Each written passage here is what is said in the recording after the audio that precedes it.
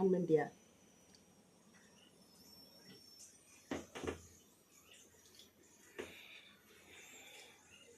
சொல்லவா? எல்லோருக்கும் வணக்கம். இன்னைக்கு காலை டிஃபன் வந்து எங்கள் வீட்டில் பூரியும் நவதானியங்கள் கிரேவிம்பாங்க, மில்லட் கிரேவியும் செய்ய போகிறோம். அது எப்படி செய்கிறதுன்னு காமிக்கிறேன். ஃபஸ்ட்டு வந்து பூரிக்கு வந்து மாவு செஞ்சிடறேன். மாவில் வந்து சால்ட்டும் கொஞ்சம் டால்டா வெண்ணெய் போட்டிருக்கேன். அடுத்து கொஞ்சோண்டு ரவை ஊற வச்சு கொஞ்சம் ரவை சேர்த்துக்கலாம். கொஞ்சம் நல்லாயிருக்கும், மொறுமொறுப்பு கொடுக்குங்கிறதுக்கு. அது வச்சுட்டு லைட்டாக வெது வெதுப்பான சுடுதண்ணி வந்து வெது வெதுன்னு இருக்கிற பதமாக போட்டுக்குவேன்.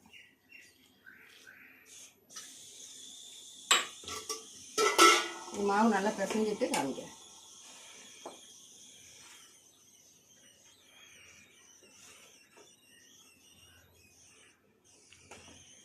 கருப்பு உளுந்து, 1/2 டம்ளர் கருப்பு உளுந்து.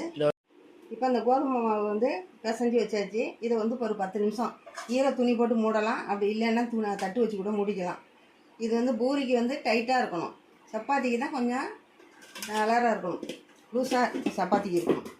இப்போ மில்லட்டுக்கு வந்து முழு கருப்பு உளுந்து ஊற வச்சுருக்கேன். ஓவர் நைட்டே ஊற வச்சுட்டேன். இது வந்து 3/4 டம்ளர், இந்த டம்ளரால் 3/4 டம்ளர் போட்டிருக்கேன். இதுவும் 3/4 டம்ளர் பச்சை பயிறு. இது வந்து ராஜ்மா 1/2 டம்ளர் போட்டிருக்கேன். ஊற வச்சேன், நைட்டு ஊற வச்சுருக்கேன். இந்த போடுறேன்.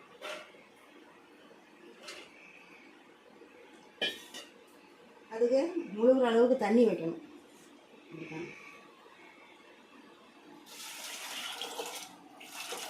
இந்த அளவுக்கு தண்ணி வச்சுக்கணும். இதில் இஞ்சி, பச்சை மிளகாய், கொஞ்சம் ஜீரகம் 1-2 அப்படி நுணுக்கி போட்டிருக்கேன்.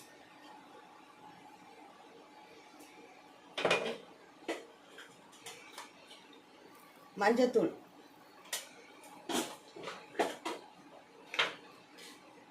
சால்ட்டு,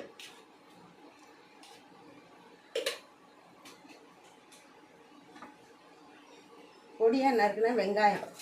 இது வந்து சின்ன வெங்காயம் போட்டுக்கலாம். என்கிட்ட சின்ன வெங்காயம் இப்போ இல்லாததுனால பெரும்பாலும் சின்ன வெங்காயம் வாங்க மாட்டேங்கிறாங்க. இது சின்ன வெங்காயம் இல்லாததுனால பெரிய வெங்காயம் ஒரு 4 கொத்தமல்லி கருவேப்பிலை போட்டிருக்கேன்.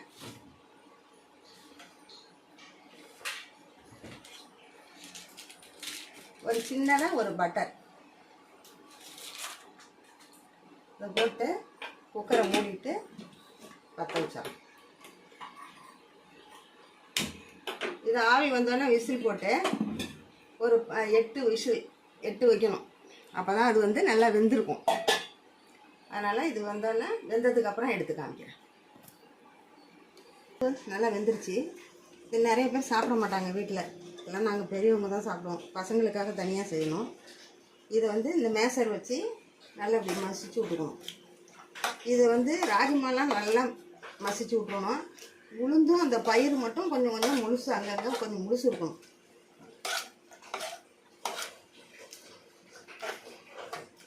நான் 8 விசில் வச்சுருக்கேன்.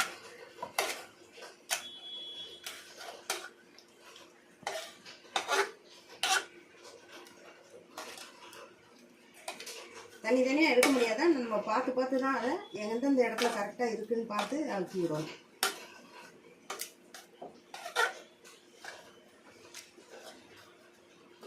சுத்தமாக இருந்தால் அப்படியே கொலன்னு இருக்கிறாப்புல இருக்கும். இப்படி கொஞ்சம் மசிச்சு விட்டோம் அப்படின்னு சொன்னால் போதும். இந்த அளவுக்கு இதை போதும். இப்போ எண்ணெய் சட்டியை பற்ற வச்சுட்டு தாளிச்சு விட்டுருவோம்.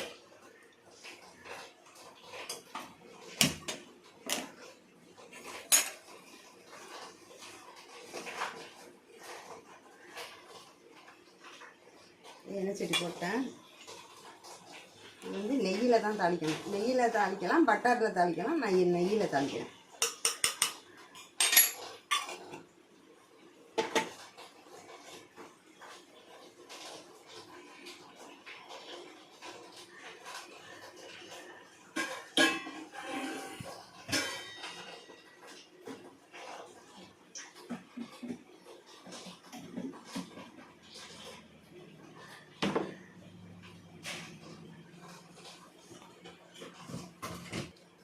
எண்ணெய் காஞ்சிருச்சு. நெய் இதில் கொஞ்சமாக ஜீரகம் போட்டுக்கிறேன். கொஞ்சமாக ஜீரகம் போட்டு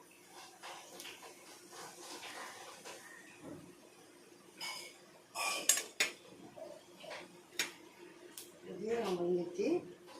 இதில் இந்த இஞ்சி தட்டி வச்சுருக்கேன். இஞ்சியை தட்டி மட்டும் அதை போட்டுக்கிறேன்.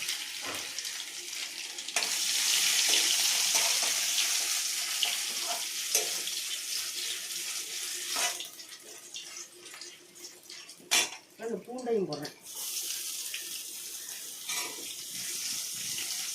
இதனால் அந்த பச்சை வாசனை போய் இஞ்சி பூண்டு வாசனை வரணும்.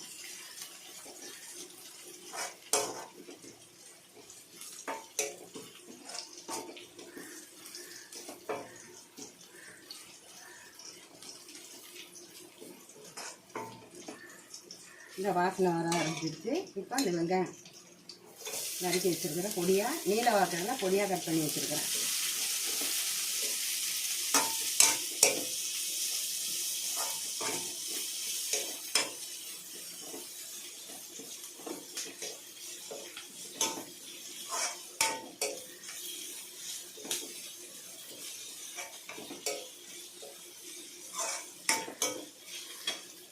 இது செவந்து வந்தாலே போதும். வெங்காயம் நல்லா செவந்து வந்துடுச்சு.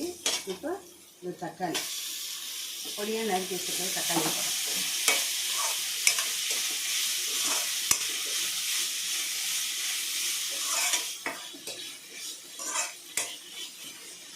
கொஞ்சம் சிம்பிளை வச்சு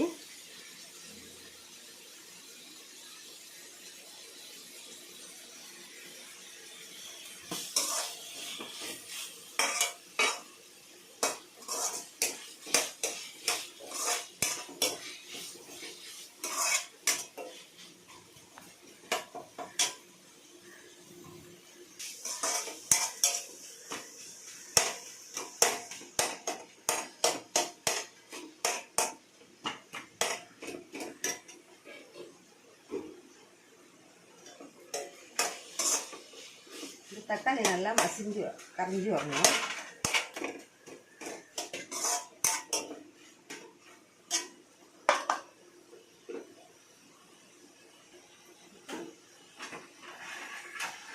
இந்த ஸ்பூனால் கொஞ்சம் தனியாத்தூள், இந்த ஒரு ஸ்பூன் தனியாத்தூள், 2 பச்சை மிளகாய் தான் தட்டி போட்டிருக்கேன். அதனால் காரம் பத்தாது. அதனால் இந்த காரத்துக்கு கொஞ்சம் மிளகாத்தூள்,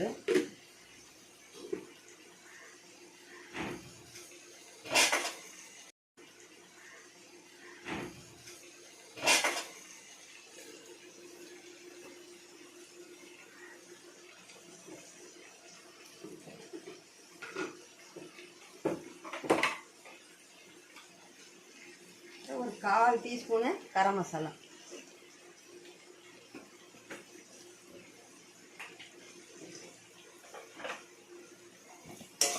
போட்டு நல்லா வதக்கிக்கணும்.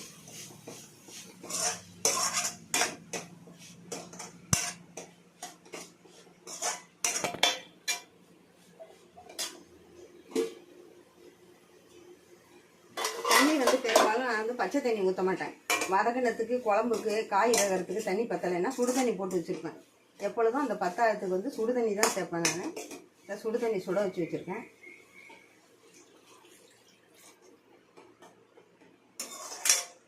போட்டு கொஞ்சம் நல்லா கொதிக்க விட்டுரும்.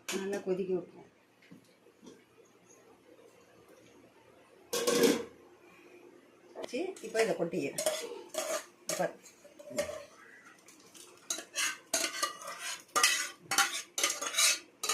கொட்டிட்டு கொஞ்சம் இந்த சுடு தண்ணி இருக்குது, இதை வச்சு இந்த பருப்பை இப்படி சுற்றி விட்டு கொட்டிக்கலாம்.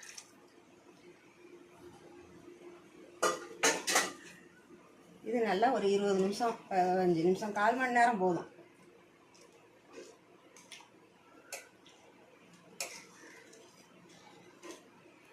இது அப்படியே வேக விட்டுருவோம்.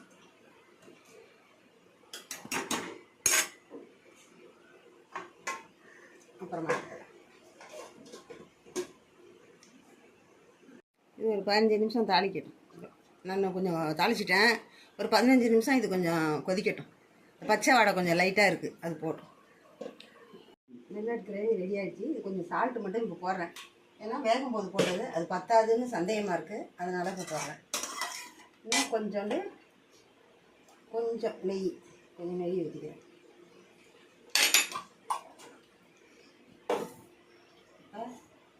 கொஞ்சம் கொத்தமல்லி, கொஞ்சம் கருவேப்பிலை போடுறேன்.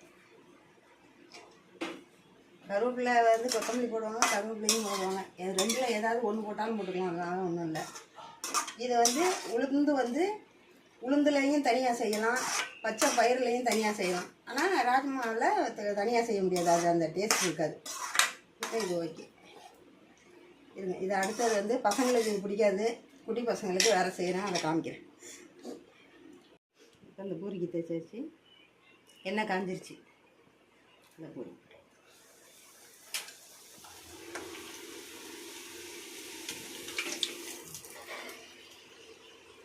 இதுக்கான கொஞ்சோண்டு இந்த இப்படி பூரி உப்பி வர்றதுக்கு தான் கொஞ்சோண்டு ரவை போடுவோம். 1 டீஸ்பூன் ரவை போட்டால் போதும், 1/2 கிலோ மாவுக்கு. அது கொஞ்சம் பட்டர்.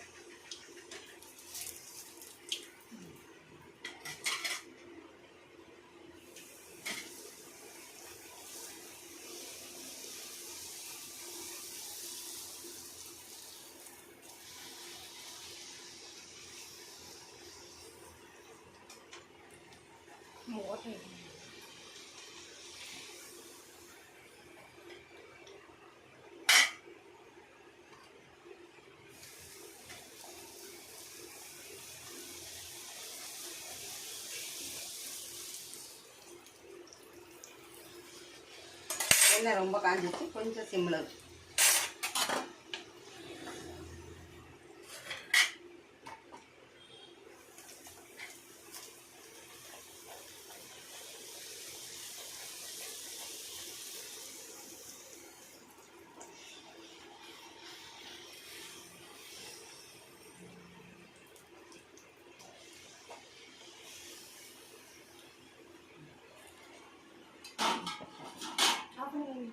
ஊறி வச்சுட்டேன். இந்த மில்லட் கிரவி உருளைக்கிழங்கு குருமா இது பூரி உருளைக்கிழங்கு வச்சுருக்கேன். இதே மாதிரி நீங்களும் செய்து சாப்பிட்டு பாருங்கள். எங்களுடைய சேனல் பிடிச்சிருந்தா லைக் பண்ணுங்கள், ஷேர் பண்ணுங்கள், கமெண்ட்ஸ் பண்ணுங்கள். அருகில் உள்ள பெல் பட்டனை கிளிக் பண்ணுங்கள். தேங்க்யூ. இவங்க வந்திருக்கிறது வந்து எங்கள் நாத்தனாரோட மருமக. அவங்க தான் சாப்பிட்டு டேஸ்ட் பார்க்க போகிறாங்க. கொடுக்குறேன்.